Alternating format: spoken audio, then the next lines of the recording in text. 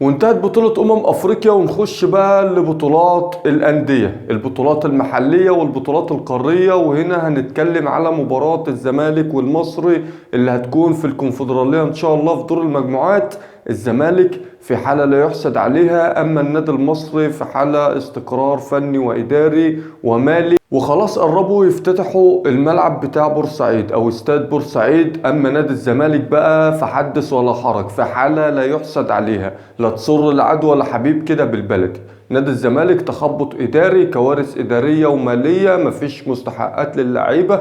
اللعيبه بتاعت نادي الزمالك بتمشي وترفع قواضي على نادي الزمالك. وفي الوقت الحالي نادي الزمالك بمدير فني ثالث واحنا لسه في نص الموسم. نادي الزمالك المنهار اداريا وفنيا امام النادي المصري المستقر اداريا وفنيا.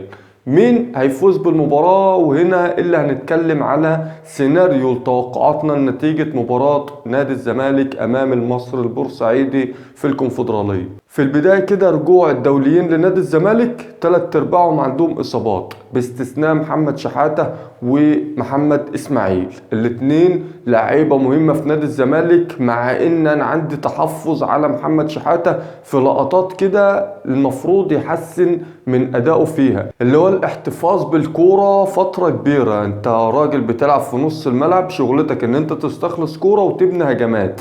معنى ان الكورة تفضل في رجليك اطول فترة ممكنة، فان انت بتشكل خطورة على نص ملعبك وعلى خط الدفاع بتاعك كمان، وبتدي فرصة للمنافس ان هو يستخلص منك الكورة في مكان ما ينفعش الكورة تتقطع منك فيه. فلو محمد شحاتة طور من نفسه في النقطة دي وبقى يلعب لعب سريع، اعتقد ان محمد شحاتة او اتوقع ان محمد شحاتة هيكون احسن خط نص في مصر. اما بالنسبة لدفاع نادي الزمالك فحدث ولا حرج، فتوح غايب ومفيش لاعب يلعب في الباك ليفت في نادي الزمالك غير اتنين، ايشو بتاع المهرجانات يا اما عمر جابر. وما اعتقدش ان عمر جابر هيلعب في الباك ليفت لنادي الزمالك. طب لو عمر جابر لعب في الباك ليفت، مين هيلعب في الباك رايت؟ ده اللي هيحدده المدير الفني. نخش بقى في خط هجوم نادي الزمالك. خط هجوم نادي الزمالك محتاج مدير فني وهو يطلع نار من بقه، ده حرفيا مش مجرد تصريحات ولا مجرد كلام كده وخلاص.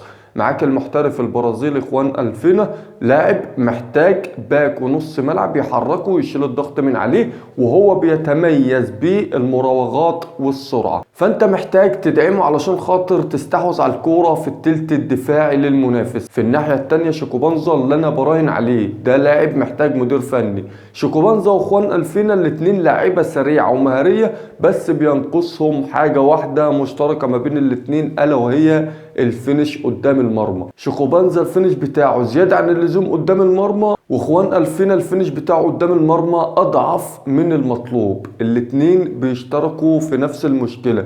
لو اتعالجت مع مدير فني وادولهم حرية الانطلاق في الملعب، نادي الزمالك هيكون عنده خط هجوم جبار، بخلاف سيف الدين الجزيري اللي بيلعب مباراة واحدة في الموسم، وعدي الدباغ اللي هو لاعب صندوق محتاج الاوفرات.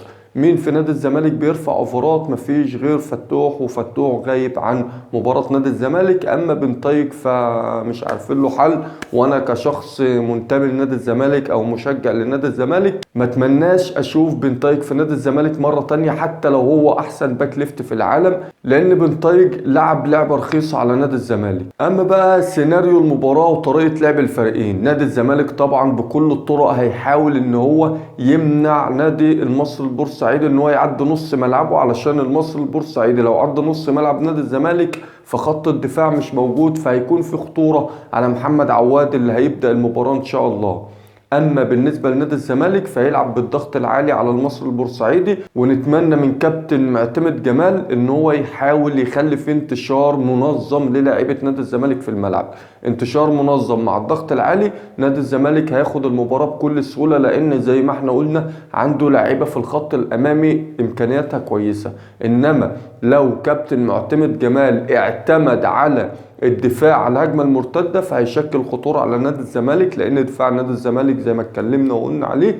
غير كده نادي الزمالك هيستقبل اهداف، وغير كده نادي الزمالك مش هيعرف يعوض الاهداف او يتعادل او يخش في مجريات المباراه. نادي الزمالك الفتره الاخيره اول ما بيدخل فيه هدف او اتنين بسبب الاخطاء الدفاعيه المتكرره لدفاع نادي الزمالك مش بيعرف يدخل تاني في المباراة او يرجع لتاني المباراة. فنتمنى من كابتن معتمد جمال ان هو يبدأ بضغط عالي وانتشار منظم في الملعب، كده نضمن فوز الزمالك على المصري البورسعيدي. اكتبوا لي في التعليقات توقعاتكم لنتيجة مباراة الزمالك والمصري البورسعيدي في الكونفدرالية، ولايك وشير للفيديو، واللي مش متابعنا على الفيسبوك يعمل فولو، وعلى اليوتيوب يعمل سبسكرايب. والسلام عليكم ورحمة الله وبركاته.